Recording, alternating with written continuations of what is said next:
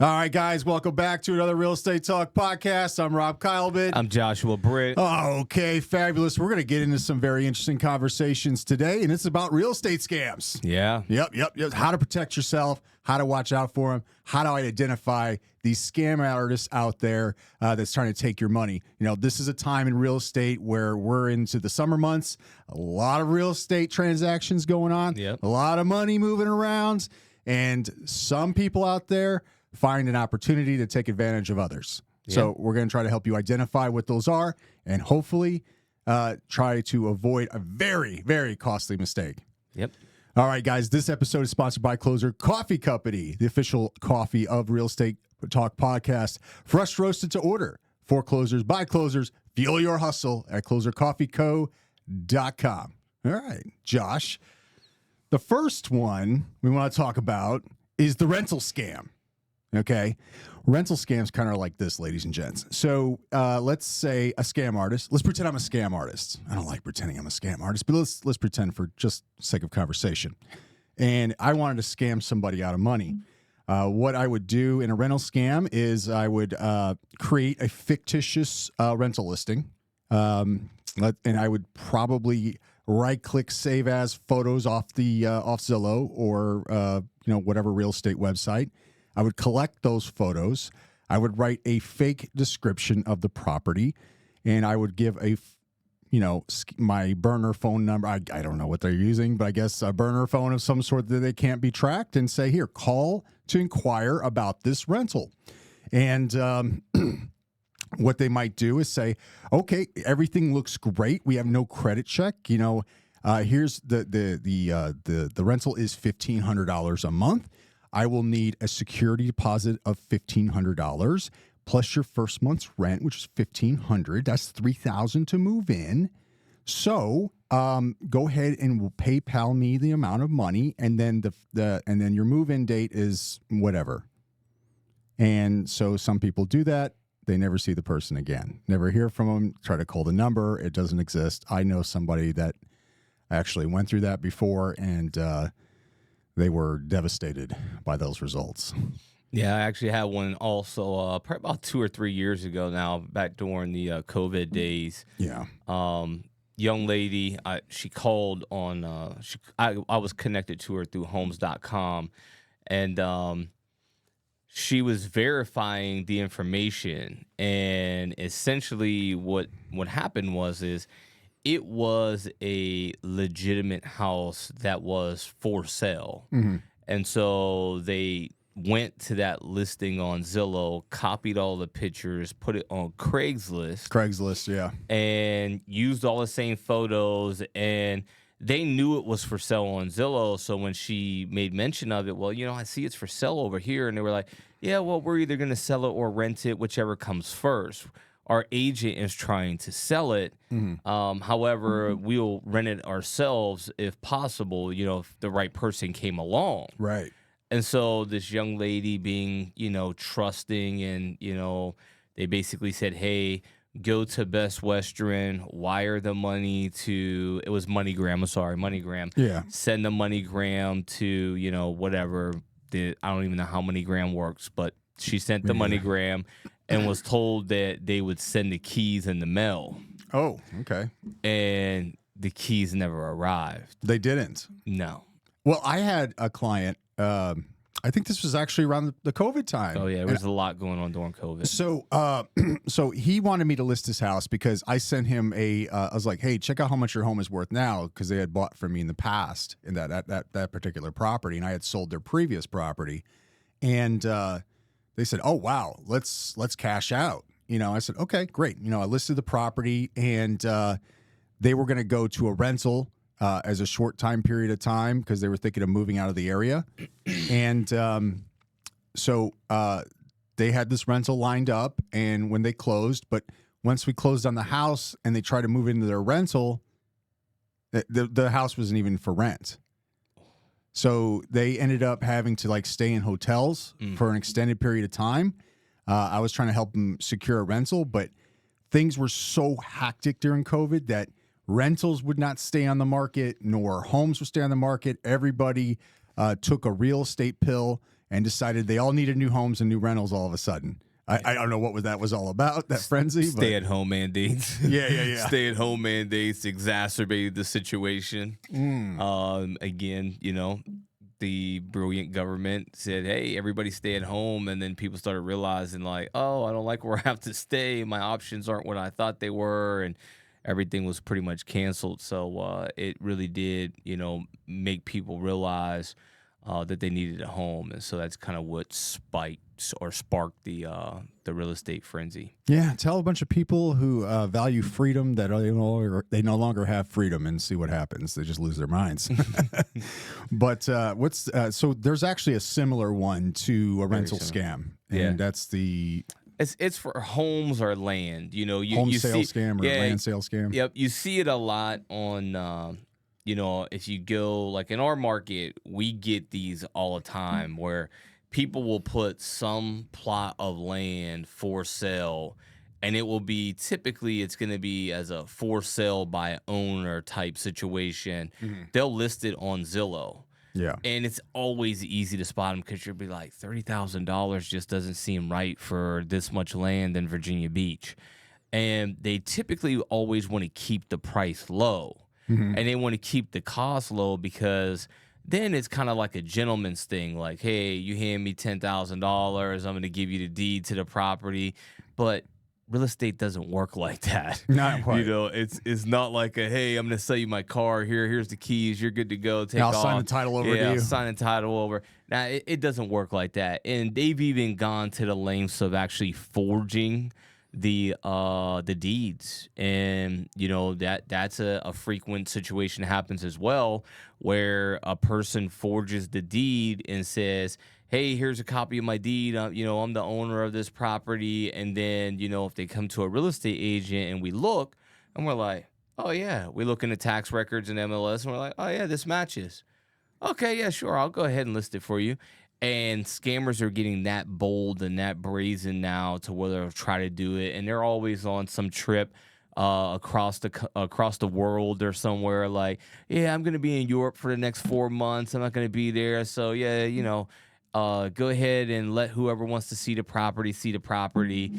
But there's always something going on in real estate that's scam related, and this one here in particular. You see it a lot. We get a lot of leads generated off it. As soon as it happens, it's like, nah, this is fake. This isn't real. And, it's kind of hard because I can see where Zillow's like, hey, we want to give everybody the opportunity to sell their own property if they legitimately own it. Right. But then you have these bad actors that are out there who are just trying to scam people. And I'm sure they catch somebody. Somebody says, oh, yeah, $10,000 for this lot of land. I could put my tiny home or my double wide or my mobile home on it. And they fall victim to it. Yeah. So look, and for our audience out there listening, to try to avoid these scams, there's a couple things you should look out for. In these particular two types, rental and sale scams, land or property, and that's one. If it's too good to be true, it is. Yep. Especially in a market where it's very hot and a lot of real estate is moving. There's not a lot of great deals out there, even too good to be true deals. Like, you really have to be a sucker to underlist a property by that significant margin. Or the other one is know who you're talking to. All right, who do you really know? Have you met this person before? Have you looked their company up in the SCC? Make sure it's a legitimate LLC that you're dealing with, if that's what it is, or the person has been verified. But most of all, and I'll say this not just because I'm a real estate agent, but because real estate agents are going to have verified people that they work with regularly, go through a real estate agent. It's a lot easier to do it that way. Yeah, could they cost a little bit more money? Yes, but it could potentially save you thousands if you end up getting yourself scammed. Absolutely. Yeah. So there's actually one that's another scam that comes to mind that is aligned with real estate agents in a sense, and those who are looking at investing, want to become home flippers because they're watching HGTV and they watching Flip or Flop or Married to Real Estate or something like that. And they say, that's so easy. I can't believe they made $100,000 just off painting and, putting a couple tiles on. That's what the image is sold, but it really is a lot more to it than that. Mm-hmm. So what the seminar scammers will do is they will find you in your email box. You'll say, hey, home flipping 101. I don't know. There actually might be a seminar that they're called that. But home flipping 101, it'll be like how to get rich in the flipping game, or something like that. So you'll have this seminar, and then let's say you go to it, all right? But the scams, they're a little bit janky because they start off like this. Okay, well, let me see if I can redo what I've seen before. The guest speaker doesn't come on right away. The keynote speaker doesn't come on right away. They got to warm him up or her up. And they'll have somebody up there and they're talking about something that you're not interested in. But then they introduce the keynote speaker. And he comes, everybody claps when they welcome him. And, everybody's like, yay, everybody claps in unison. And he's like going, all right, you.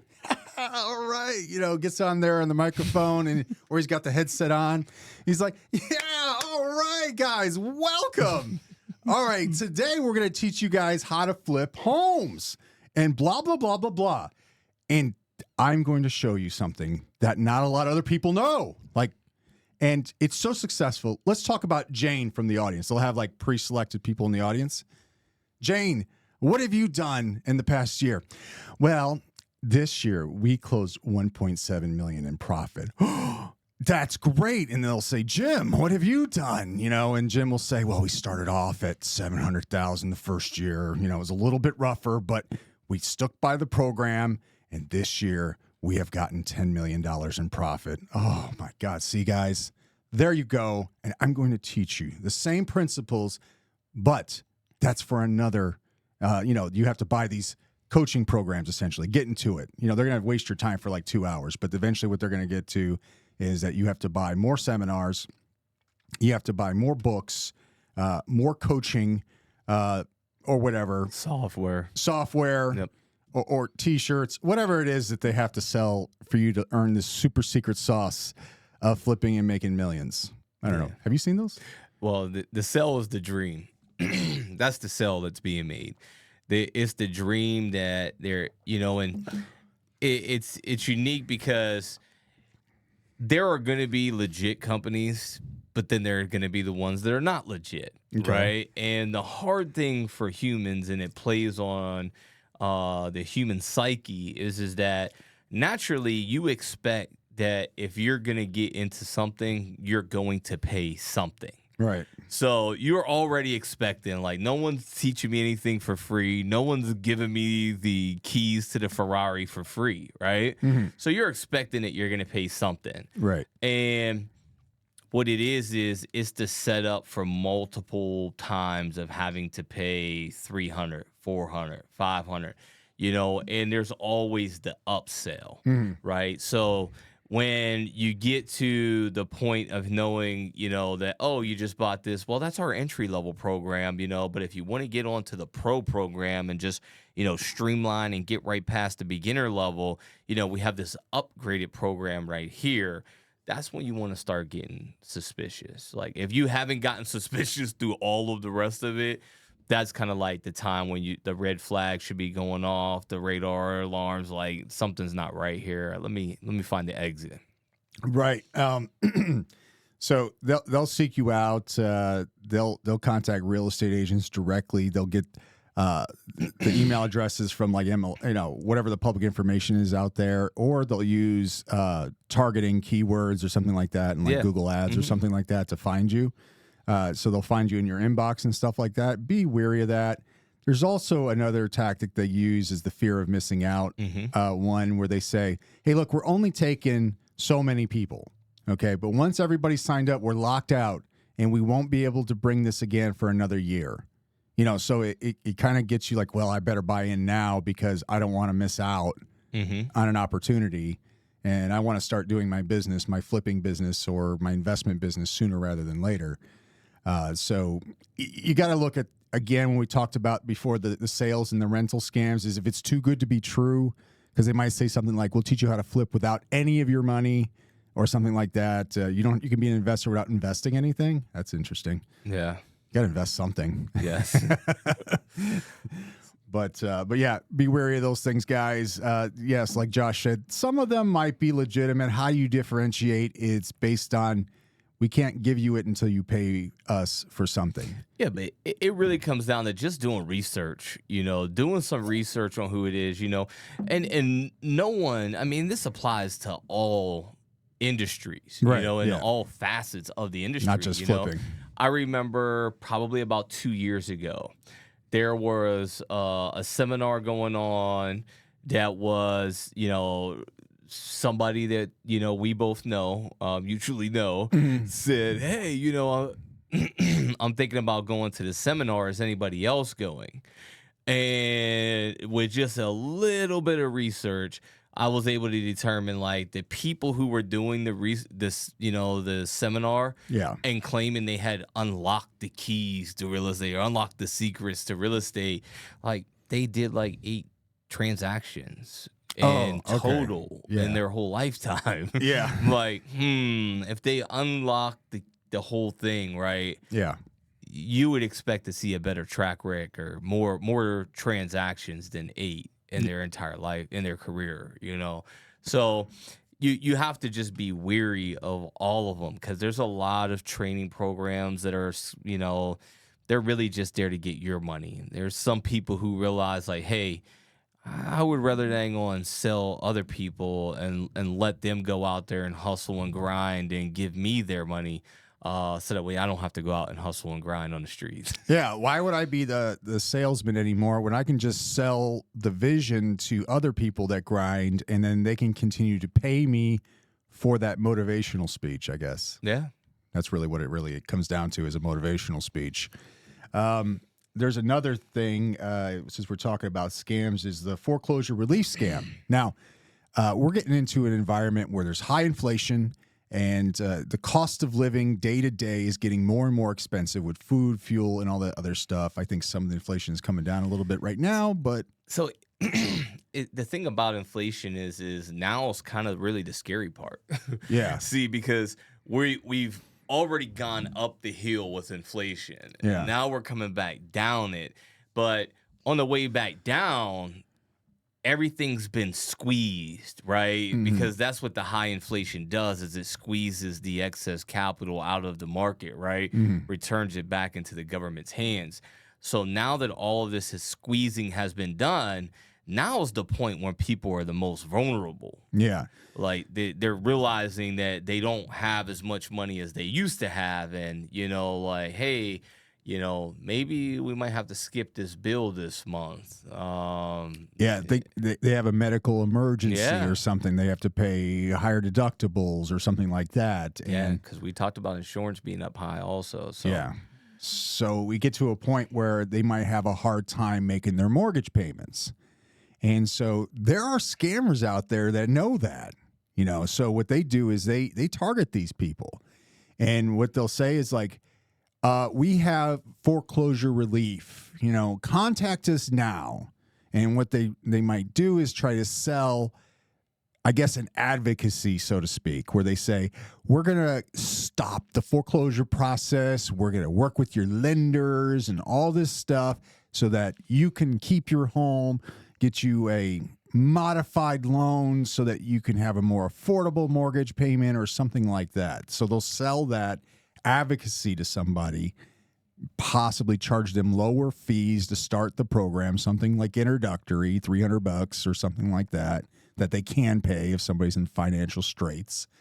And then they still get them getting foreclosed on, because at the end of the day, the only people that are going to stop this foreclosure process, based on what I know, is an attorney or the lender itself.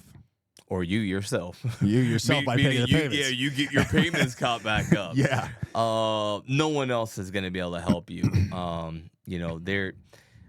this is a situation where if you find yourself behind on your mortgage payments, you got very limited options here. Yeah.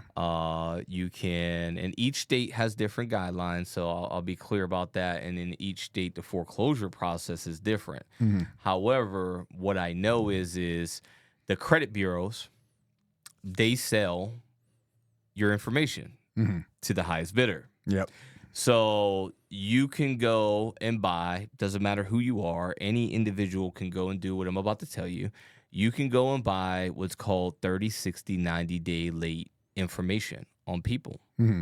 And if you're 30 days late on your mortgage payment, someone can buy your information. If you're 60 days late, they can buy your information. 90 days late, they can buy your information.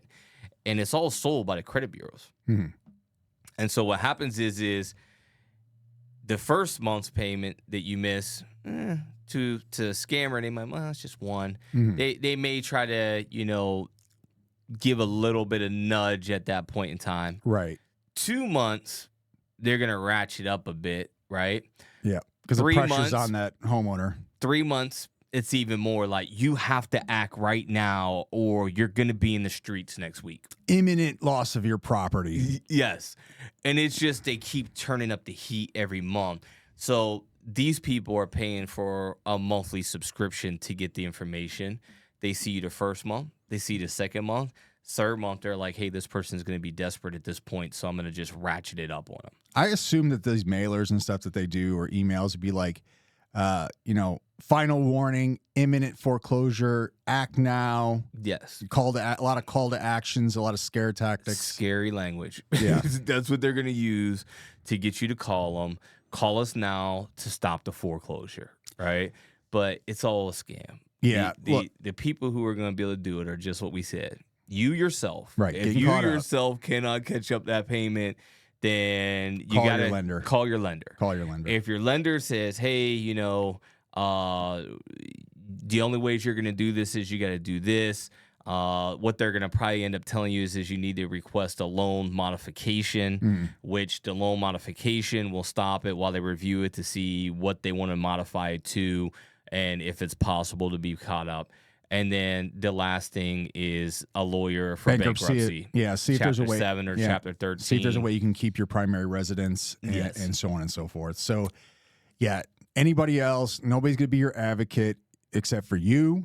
Yes. And then the other people or an attorney who's going to be licensed to be an advocate in that case for legal reasons. And then of course, who the person you're making payments to. That's really who it is. Okay. Everybody else, don't listen to them. Okay. The other one, and I think this is our final scam that we'll talk about today. By the way, there are tons of scams out there. Do your research on these scams and stuff like that. But these are just a taste of all the scams out there. And the last one we have is a wire scam. Yeah, wire fraud. So essentially, how this one plays out is it's a lot of times they're targeting professionals, working professionals, right? Okay. So, for example, I get emails like this all the time, and it will say, from XYZ law firm or from XYZ title company, whoever, right? And it'll be like, attention, Joshua. And they're looking and they're able to see who's actively doing real estate transactions, right? Okay. And so they'll send me this email, and this email will say, hey, have your client wire their earnest money deposit using the wire instructions attached. If you open up the wire instructions that are attached, there's one of two things that's going to happen to you. The first one, and the less punishing one, is you get fake wire instructions. It says, hey, have your client wire their earnest money deposit to the following institutions with the following routing numbers. Okay. And you think like, hey, this is legit. You forward it along to your client who just put their house under contract, and you're like, hey, here, go ahead and send your earnest money deposit to this information. All right? That's the least punishing. I don't see how they could be that stupid, because usually on these contracts they'll dictate who's going to be holding like earnest money or something that require a wire. Listen, and that is 100% true. But when they're targeting people who are doing a lot of transactions in hopes that you are just so Slip up. busy. Yeah. You're just like, oh, okay, yeah, here. You're trying to get this thing off your plate because you're doing a lot. So you hurry up and send it to your client. However, again, I agree with you. It would be hard to trip you up because most real estate agents and brokerages utilize the same closing companies, same attorneys. Same escrow for There you go. So money. it's very easy for you to remember it, right? But I'm sure every now and again somebody gets caught with this one. I'm right? sure. Yeah. Otherwise, it wouldn't exist. Yep. But the more punishing one is if you open up that document and it has a virus in it. Yeah. Well, now they've this thing on destroyed like everything that you have because you got a virus in your computer, and who knows what the extent of that could be, but it could be very costly for you for opening up that attachment. So, if it's an email that you get from somebody that you don't know or don't trust, don't open any attachments. That's just the best rule of thumb for that. But they're very good at what they do, though, because I know of law firms who have got scammed. Oh, man. Who have wired proceeds to somebody that it shouldn't have went to. Proceeds? Yes. Like after a sale and like $100,000, Yes. $50,000. Yes. Oh, my God. Yes. So like that sucks. And they're very, very good at what they do. And so, you just got to be very careful. A good rule of thumb is before you wire any money to anyone, unless you work with them on a daily basis and you know for a fact 100% of what you're doing and who you're sending it to, call them. Yeah. Call them before you wire it. And, for example, if I was going to wire you, I would call you up. Hey, Robert, I just want to make sure I got your routing number and your account number correct. And this is the right bank that you want it sent to. Right. And all that sounds good. Okay. All right. I'm about to send it right now. Okay. Yeah. So that you're double verifying. I would also add, to prevent this, keep a healthy level of skepticism when it comes to money at all times when you're wiring money or something like that. I do. So I like to double verify and stuff, especially when it comes to commission checks or it comes to earnest money deposits. I double, triple, and quadruple verify before, we initiate that deposit of some sort. So, but man, proceeds, earnest money, and what else do they? Man, that's wild. Even law firms fall for that. That's crazy. Yeah, like I said, they are really good. They're really good, and the forging of deeds and things like that now that's going on. They've gotten so good at doing what they do that it's hard to figure out which ones are real and which ones are fake sometimes. So you just gotta, like I said, before you send money to anyone in a wire, you definitely want to call, pick up the phone, say, hey, just want to verify this is the correct information. Oh, man, just everybody out there wants your money. Guys out there, our audience, stay vigilant, stay skeptical, especially when it comes to money. And do your research, double, triple verify. And sometimes use a real estate agent that can help. They're not all intelligent beings, but at the same time, they could help, lower the chances of fraud because they work with people regularly and have trusting relationships and that sort and do the money transactions quite frequently. So with that, guys, thanks for watching. If you like this video, go ahead, hit that subscribe button. Let us know in the comments below what you think about scams. See if you know of any other scams out there that we should be aware of or would like to cover on a future podcast. With that, thanks for watching. See you soon.